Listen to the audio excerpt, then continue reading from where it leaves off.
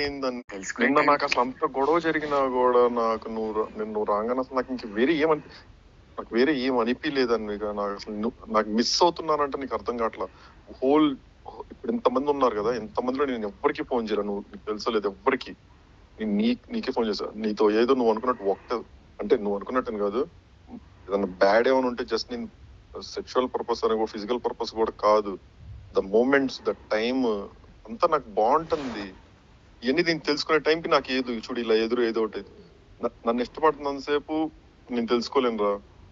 నేను ఇంకా వీడు వేస్ట్ అని తెలుసుకుని వెళ్ళేటప్పుడు నేను వాళ్ళని ఇష్టపడతాను స్టార్ట్ చేస్తా. This is what happening my whole life. నాకు మిస్ అవుతానే ఉంటా.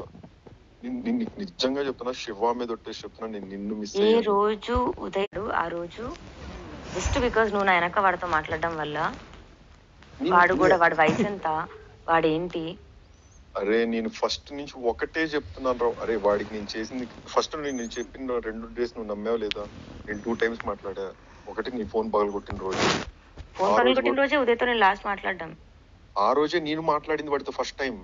ఫోన్ నెంబర్లు కూడా లేదు నా దగ్గర. నేను ఆ రోజు వాడి నెంబర్ నేను స్నాప్చాట్ లో అడిగి తీసుకొని వాడికి పంపించాక నేను వాడికి ఫోన్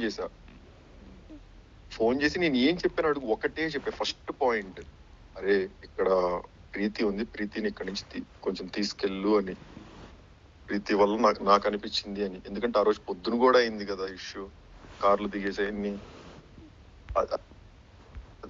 అరే నాకు ఇందులో నిన్ను ప్రీతి నుంచి నిన్ను దూరం చేయాలని కాదు, దాన్ని దూరం దగ్గర అన్న పాయింటే కాదు.